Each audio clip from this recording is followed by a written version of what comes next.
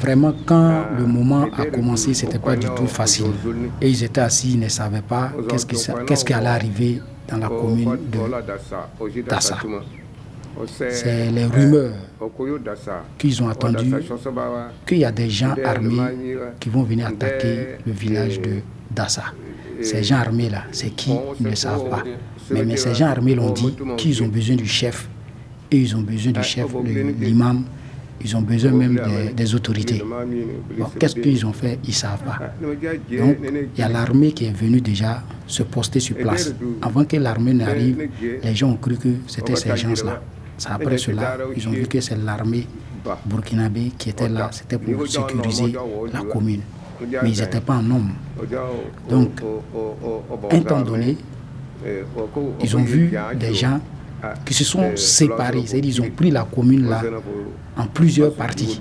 Ils sont sortis de quelques villages. C'est-à-dire quand on voit les arriver dans la commune là, c'est comme s'ils venaient de quelques villages qui sont limités de la commune. Voilà, donc ils sont rentrés dans la commune, ils ont commencé à tirer les armes dans la commune. Donc directement, il y a sa fille qui était là avec ses enfants, lui, ils l'ont amené dans une maison. Comme ils ont dit, c'est ici, ils venaient. Lui, il croyait que c'était ici directement, qu'ils étaient dans la cour. Comme il ne se sent pas trop bien, voilà. Et donc, il a cru que c'était dans la cour directement, ils étaient. Or qu'ils étaient dans la ville en train de tirer. Je crois bien qu'ils sont allés chez les musulmans là-bas. Là-bas, mais ils n'ont plus tiré qu'au centre-ville. Donc c'est après ça, ils sont rentrés dans la ville, ils n'ont épargné aucune boutique. Ils ont ramassé tout ce qui était dans les boutiques en utilisant même les tricycles de ces propriétaires de boutiques-là et les tricycles qui étaient là, garés. Mais un tricycle qui ne démarrait pas, et ils enflammaient le tricycle.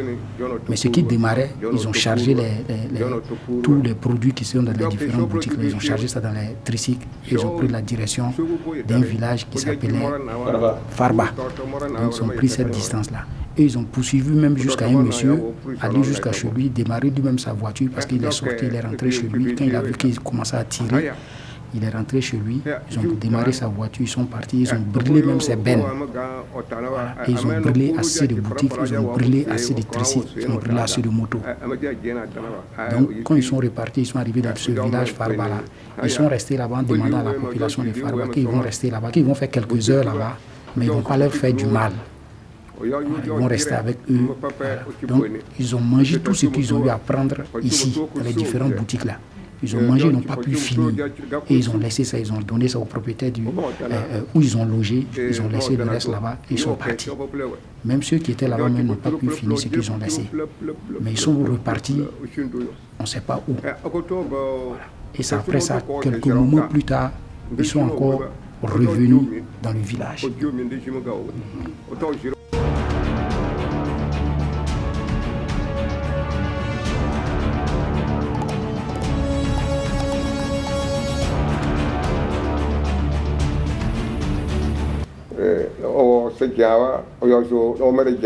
le village là, ils ont tué 2 personnes. C'était les femmes de maison. Ils ont tué 2 hommes, 2 jeunes. Ils ont tué 2 jeunes de ce village à leur premier tour d'attaque dans ce ce qu'ils ont pu gâter seulement, c'est les pylônes. Ils ont gâté tous les pylônes. Je crois que les pylônes étaient au nombre de 3.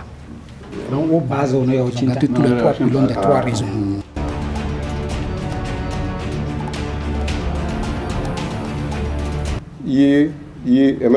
Après l'attaque, les fils et filles de la commune de Dassa se sont unis et appelé les autorités du Burkina Faso qu'on amène les forces de défense et de sécurité dans cette commune.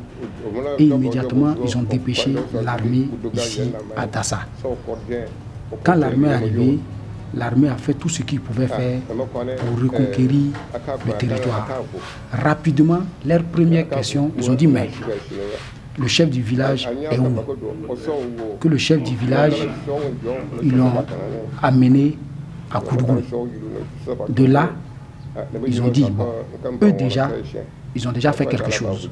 Mais ils ne veulent pas rester dans la commune, dans le village, sans que le chef de village soit là. S'il n'y a pas de chef de village, eux, ils ne peuvent pas rester. Donc à ce moment, le chef de village, lui, il était à Kourou, il ne se sentait pas. Mais il a dit, il va aller dépêcher son frère qui allait venir verser de l'eau pour eux. Ils ont refusé cela. Ils voulaient même lui-même sa présence. Eux, l'eau qu'il va verser, c'est ce qu'ils avaient besoin. Donc il a demandé à ses frères, ses fils, de le ramener au village pour qu'ils puissent gérer cette situation. Il est venu vraiment, il a versé de l'eau à terre devant les forces de défense. Après cela, la population, il a demandé à la population de rentrer à Dassa parce que les FDS ont dit la population n'est qu'à rentrer, ils sont là, le chef du village est là.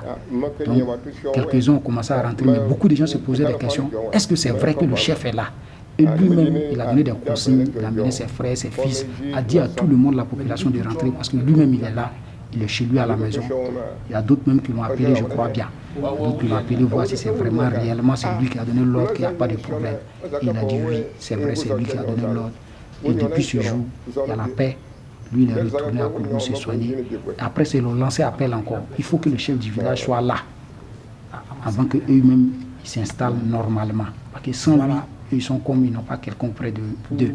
Voilà. Avant de revenir, il a tout fait, il est revenu. Après l'attaque, même quand il ne se sent pas, même il s'est débrouillé en tout cas. Être là auprès d'eux. Jusqu'aujourd'hui, les gens sont plus répartis. La population est là. Ils ont été très très contents quand ils sont arrivés chez eux ici à Dassa.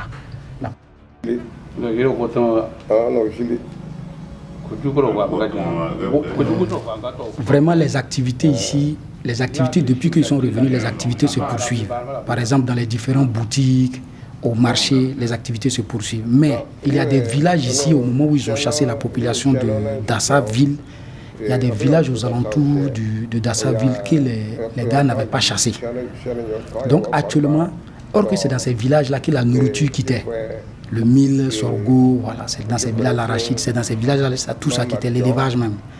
Mais à présent, c'est dans ces villages-là qu'ils sont en train de chasser maintenant les gens. Donc c'est la culture, là, cultivée là. C'est ça qui est le problème. Personne n'arrive à aller au champ. Parce que c'est là-bas la forêt. Donc comme personne n'arrive à aller au champ, c'est ça maintenant qui cause le problème actuellement. Parce que tous ces différents villages-là, il y a Farba, il y a Do, il y a Marcho. C'est dans ces différents villages-là maintenant, ces gens-là quittent. Il y a Djivele aussi. C'est dans ces différents villages les gens quittent maintenant pour revenir ici à Dassa. Or qu'au moment où l'attaque a commencé, ces gens les étaient chez eux. Voilà. Or que c'est là-bas aussi, la nourriture vient. Donc c'est ça le gros problème parce qu'il n'y a personne qui peut aller au champ.